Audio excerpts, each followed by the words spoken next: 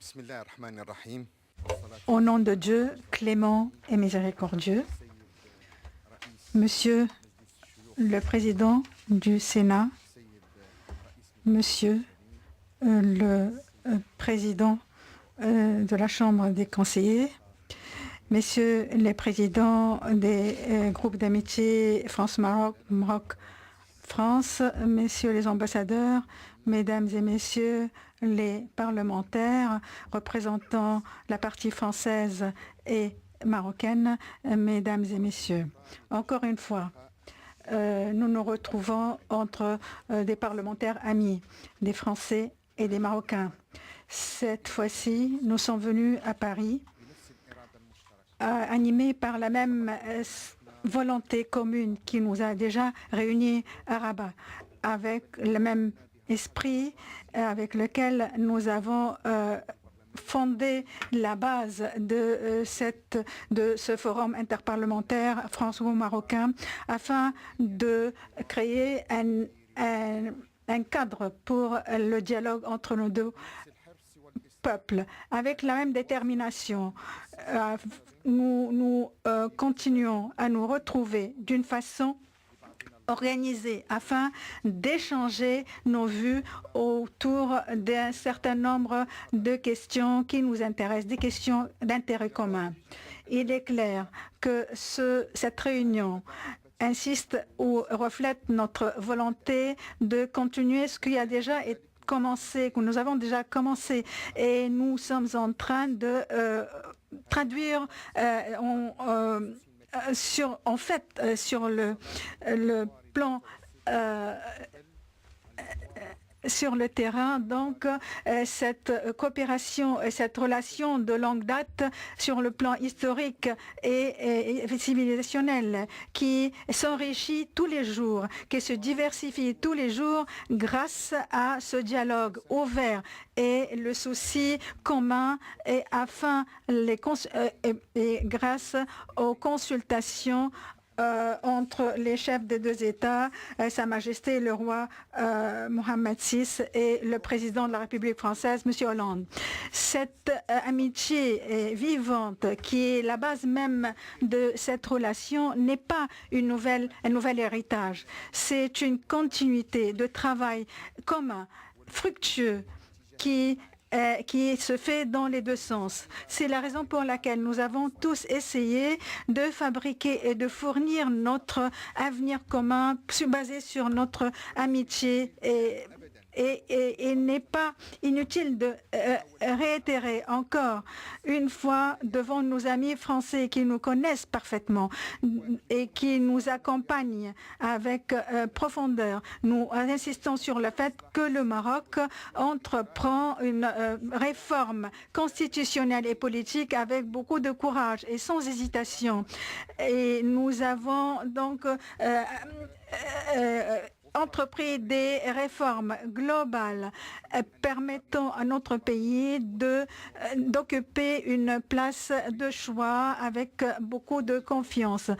Le peuple, le roi, avec toutes les forces vives de la patrie, œuvrent en vue de créer les institutions sur la base de l'état de droit et ceci en renforçant nos législations pour faire face aux crimes terroristes, les crimes contre l'humanité, les crimes contre les êtres humains. Nous avons également commencé une réforme, un ensemble de réformes sur le plan religieux, éducatif, pour faire face à l'extrémisme et à la violence. Dans le même sens, nous avons établi une stratégie afin de lutter contre toute marginalisation et pour s'occuper des plus pauvres et les classes les plus pauvres et afin de réhabiliter toutes les régions qui n'ont pas été et qui n'avaient jamais été couvertes par les plans de développement. C'est la raison pour laquelle l'initiative prise sous l'égide de Sa Majesté le Roi, l'initiative pour le développement social a donc réussi grâce à la politique de proximité, à la gouvernance et en faisant participer tous les éléments de la société.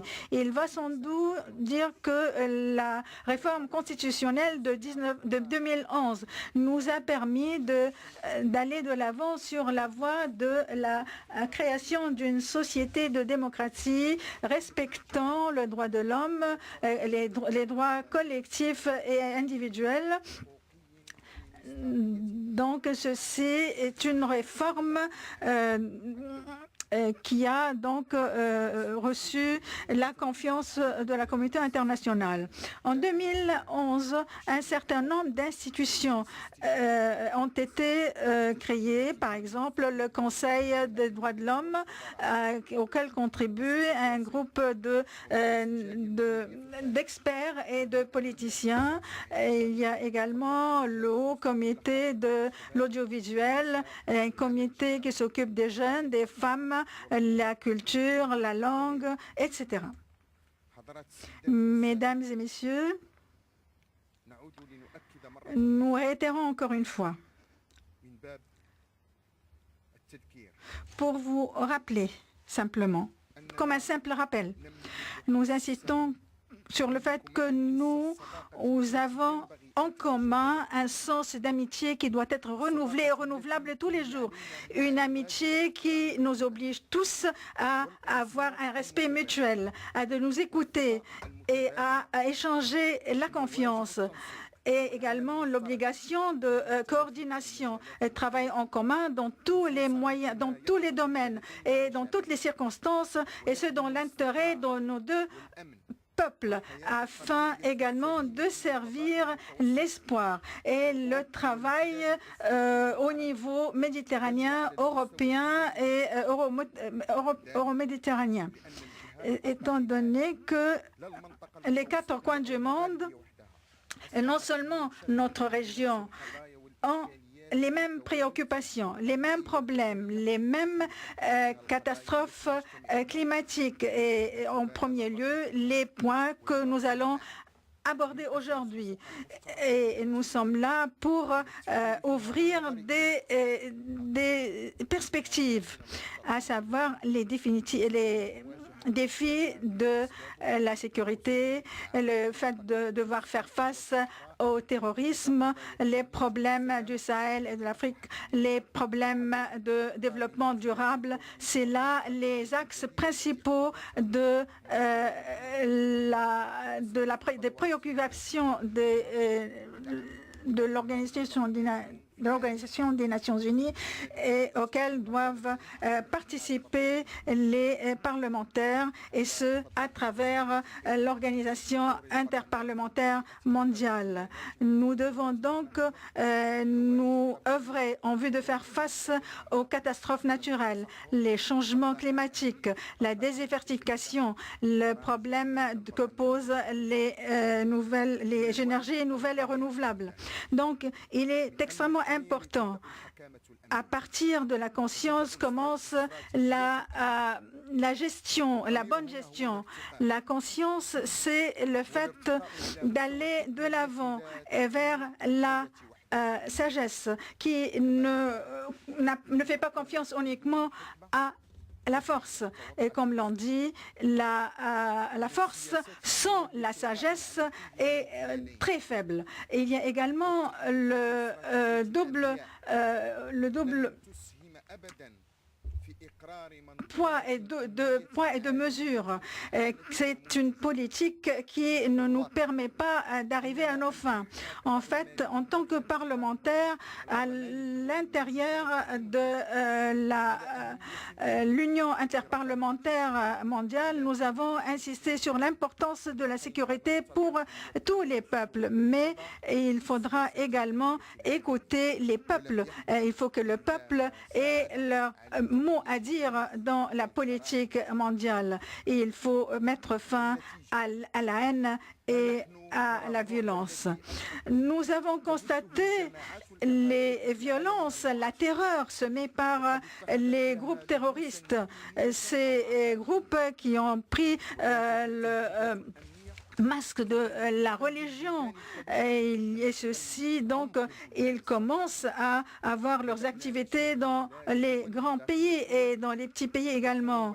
Nous constatons des guerres qui éclatent, des bandes des bandes organisées entre pays et non pas entre clans ou entre tribus comme ce fut le cas au Moyen-Orient. C'est la raison pour laquelle la création d'un environnement, en sécurité, a ses répercussions sur la situation sociale et économique. Le terrorisme peut avoir des répercussions sur tous les fléaux d'ordre social.